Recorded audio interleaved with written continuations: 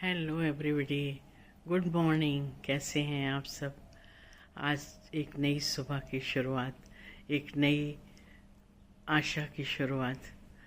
सुबह सुबह इतना फ्रेश वातावरण होता है, खुशहाल मन होता है।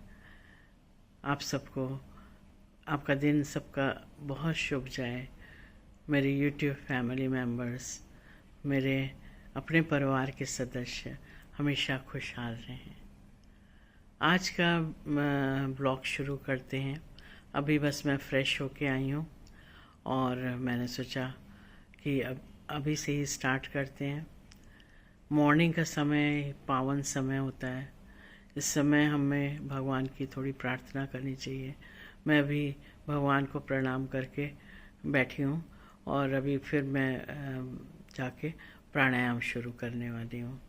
आजकल यहाँ पे काफ़ी सर्दी पड़ रही है नोएडा में, और मैं धूप में बैठ के प्राणायाम करती हूँ। बैक करके बैठती हूँ चेयर डाल के, जिससे कि फेस पे ज़्यादा देर नहीं टॉलरेट हो पाती है धूप। तो चलिए अब आज की शुरुआत करते हैं। सुबह सुबह आपको हमेशा मैं आपको बताती हूँ दोहा, वो ज़रूर बोलें। प्रवसी नगर कीजे सब काजा, हृदय राख कौशलपुर राजा।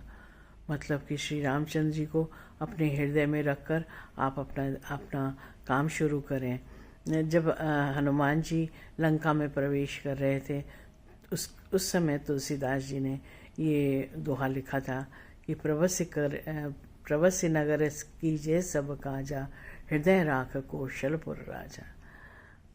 हनुमान जी ने रघुनाथ जी को, श्री राम जी को अपने हृदय में रखकर ही लंका में प्रवेश किया था और सब कुछ उनका ही ध्यान करते हुए किया था। आपको पता है कि अगर आप भगवान को अपने हृदय में रखते हैं, भगवान को याद करते हैं, जब भी आपको फुर्सत क्या, मतलब काम करते करते भी इंसान राम राम एक बार आदत पड़ जाती है तो आपकी हर सांस में अपने आप ही चलता रहता है, आपके हृदय में हमेशा वो रहता है। और राम राम आप मन में जब भी कर सकते हैं, जब आपका मन हो, जब आपको बीच में ब्रेक मिले। तो कलयुग में एक राम नाम ही है जिससे इंसान को सब कुछ प्राप्त होता है और सुख शांति और बाद में मोक्ष मिलता है। तो इसलिए राम नाम का जप ज़रूर करते रहें। कुछ लोग मतलब ये भी बहुत अच्छी आदत है, जैसे मेरी मदर इन लॉ थी, सिस्टर इन लॉ थी, तो वो लोग उसमें उन्होंने अपनी एक नोटबुक बनाई हुई थी जिसमें राम नाम लिखती थी।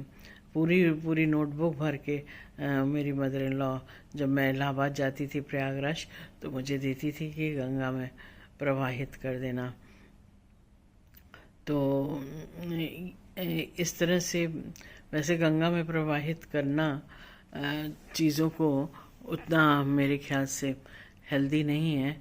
फिर भी हम ये सोचते हैं कि कहीं भी किसी भी लोनली जगह पे जहाँ पे पेड़ पौधे हैं, जंगल थोड़ा सा स्टार्ट होता है, वहाँ आप थोड़ा गड्ढा खोद के उनको रख सकते हैं और फिर क्लोज कर दें। तो इस तरह से बहुत ही ये पवित्र राम नाम है इस पृथ्वी पर, यही हमें मोक्ष देता है। हमारा जो सनातन धर्म है वो इसी की राम नाम पर ही टिका हुआ है। सब कुछ उन्हीं का है, सब उन्हीं का दिया हुआ है। परमपिता परमेश्वर शिव जी ने, जो भोलेनाथ हैं, उन्होंने ब्रह्मा विष्णु और महेश की रचना की थी। तो सब एक ही हैं। माता रानी, वैष्णो देवी, सब एक हैं। ऐसा नहीं है कि भगवान एक ही हैं, उनके अलग अलग डिफरेंट रूप हैं। हर रूप में वो हैं जिससे कि इंसान को जो भी ज़रूरत हो, जो भी प्रॉब्लम हो, वो उसी भगवान को याद करे, मतलब भगवान को उसी रूप में याद करे। कि जैसे धन के लिए तो लक्ष्मी जी को याद करें, हैं वही एक ही भगवान। और आप उनका जब मनन करेंगे, चिंतन करेंगे, उनका ध्यान करेंगे, जप करेंगे, तो वो वाइब्रेशंस वहाँ तक पहुँचती हैं और ऐसा कुछ नहीं है कि भगवान के पास पहुंच जाती हैं या भगवान जहाँ बैठे होंगे वहाँ पहुंच जाती हैं।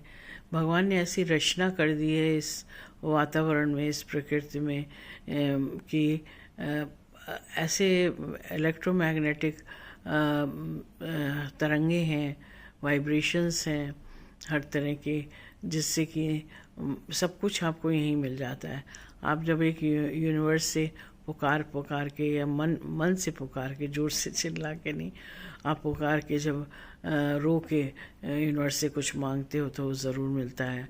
वैसे भी आप जो विश करते हो, मन में बार बार दोहराते हो, तो वो आपकी ज़रूर पूरी होती है। कैसे पूरी होती है? क्योंकि वो वाइब्रेशन यूनिवर्स में पहुंचती है, और फिर जब वहाँ पहुंचती है तो वहाँ की जो पावर्स हैं, जो शक्तियाँ हैं, वो उसको पूरा करने में लग जाती हैं। आपको तो अपना प्रयास करना ही है, वो भी आपको हेल्प करती हैं। तो इस तरह से मॉर्निंग में उठ के हमेशा आप भगवान को धन्यवाद दें। हे प्रभु, आपको कोटि कोटि धन्यवाद हमें इतना सुंदर जीवन देने के लिए, 7 सितारा जीवन देने के लिए। और हे प्रभु, आपको कोटि कोटि प्रणाम करती हूँ दुनिया का सब सुख देने के लिए। तो उठने के बाद आप ज़रूर भगवान को एक बार धन्यवाद करें, क्योंकि सब उन्हीं का है, उन्हीं का दिया हुआ है। उन्होंने ही सब रचना की है, हमें उस पृथ्वी पर भेजा है उसको भोगने के लिए, खुश रहने के लिए। तो आप लोग हमेशा खुश रहें। कोई भी परेशानी से निकलने का रास्ता भगवान ने बनाया है। ज़रा सा रुक के सोचिए और फिर अपनी प्रॉब्लम से बाहर आप आ जाएंगे, आपको सॉल्यूशन मिल जाएगा। आप अपनी चीज़ों को, जैसे प्रॉब्लम्स को, आप अगर भगवान पर छोड़ देंगे, आप उनके मंदिर में, आपके घर में जो मंदिर है, जो भी मंदिर आपके कल्पना में है, वहाँ पे रख देंगे, तो आप उस पर सोचे ही नहीं, टेंशन ही ना करें, चिंता ही ना करें, वो अपने आप ही जो होना होगा हो जाएगा। अगर आपके लिए वो सही होगा तो वो पॉजिटिव में जाएगा। अगर वो आपके लिए सही, भगवान को सब पता है, सही नहीं होगा तो वो नहीं हो पाएगा। तो दोस्तों, चलिए अब शुरुआत करते हैं। मेरे दिन की शुरुआत तो वही रूटीन है कि अब मैं प्राणायाम करने जा रही हूँ।